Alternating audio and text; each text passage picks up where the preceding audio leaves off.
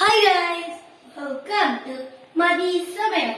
இன்னைக்கு என்ன பார்க்க போறோம்னா பாதாம் பர்ஃபி தான் பார்க்க போறோம். வீடியோக்குள்ள போய் பண்ணி சேனல் புதுமை மாதிரினா லைக் பண்ணிருங்க, ஷேர் பண்ணிருங்க, சப்ஸ்கிரைப் பண்ணிருங்க.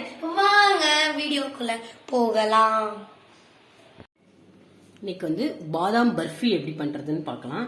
அதுக்கு நான் கொஞ்சம் பாதாமை எடுத்து நல்லா கொதிக்கிற தண்ணியில ஒரு அரை மணி நேரம் ஊற வச்சு தோலெல்லாம் எடுத்துட்டு மிக்சியில நல்லா இந்த மாதிரி வெண்ணெய் மாதிரி அரைச்சி வச்சிருக்கேன்.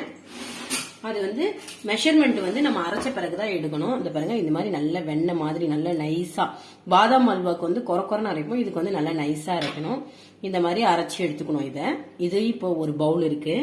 அதே சேம் பவுல்ல ஒரு பவுல் சக்கரை, ரெண்டும் ஈக்குவல் குவான்டிட்டி தான் எடுத்துக்கணும். இப்ப இதை எப்படி செய்யறதுன்னு பார்க்கலாம்.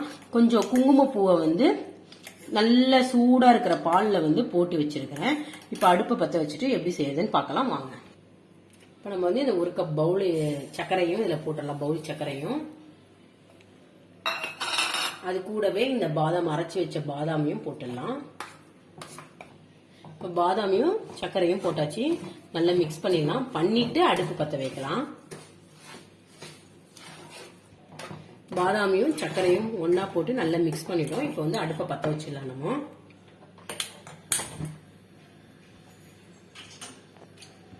பாதாமும் சர்க்கரை எல்லாம் நல்லா கரையட்டும். கரைஞ்ச உடனே பார்க்கலாம். பாருங்க, சர்க்கரை நல்லா கரைஞ்சி நல்லா கொதிக்க ஆரம்பிச்சிருச்சு. இப்போ இந்த குங்குமப்பூ பால்ல போட்டு வச்சிருக்கோம் இல்லைங்களா, அதை ஊத்திடலாம்.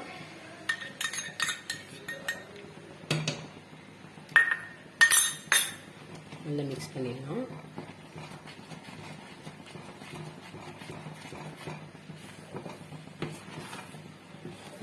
கொஞ்சம் அடுப்பை சிம்ல வச்சு கைவிடாம நல்லா கிளறிட்டே இருக்கலாம். கடாயில ஒட்டாம வரும்போது தான் எடுத்து நம்ம ட்ரேல ஊற்றணும். பாருங்க, நல்லா கைவிடாம கிண்டினதுனால நல்லா கொஞ்சம் திக்கா இருக்குது. இப்போ இந்த பாதாம் அல்வாக்கு மாதிரி இதுக்கு நிறைய நெய் தேவைப்படாது. ஒரு 2 to 3 டேபிள் ஸ்பூன் நெய் மட்டும்தான் இதுக்கு தேவைப்படும். நல்லா திக்காயிடுச்சு. இந்த சமயத்துல நம்ம ஒரு 2 டேபிள் ஸ்பூன் நெய் இதுல விட்டுக்கலாம்.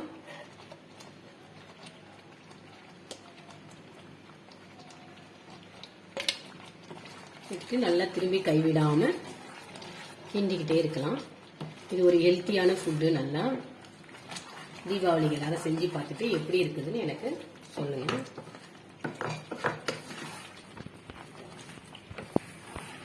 பாருங்க, இன்னும் நல்லா திக் ஆயிடுச்சு.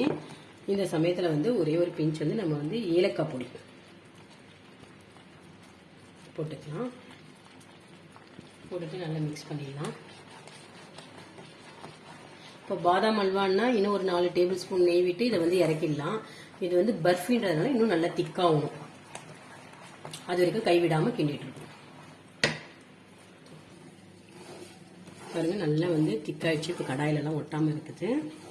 இப்போ மீதி இருக்க அந்த 1 டேபிள் ஸ்பூன் நெய்யையும் விட்டுடலாம். நெய் ஊற்றினா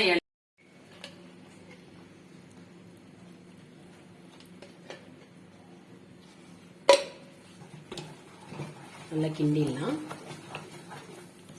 பாருங்க, நல்லா ஒட்டாம வந்துடுச்சு.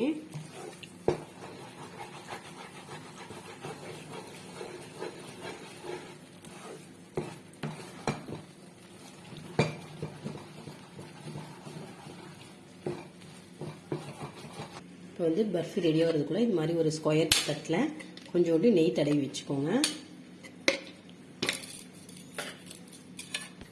கொஞ்சோண்டு கையில் நெய்யோ எண்ணெயோ தடவிட்டு கொஞ்சோண்டு இந்த பாதாம் எடுத்து இப்படி உருட்டி பார்த்தீங்கன்னா இந்த மாதிரி வந்துச்சுன்னா ரெடி ஆயிடுச்சுன்னு அர்த்தம்.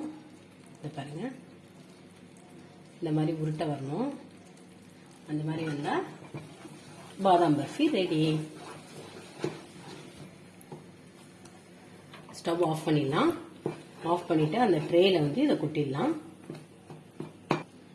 பாருங்க, இந்த தட்டில் எடுத்து போட்டுடலாம்.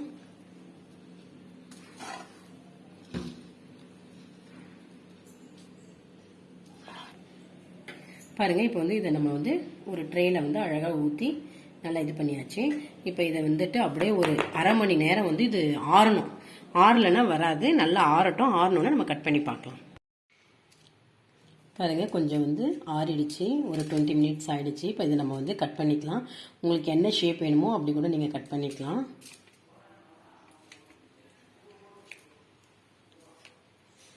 கட் பண்ணி ஒரு 10 நிமிஷம் வச்சிடலாம், ஆறட்டும் அது.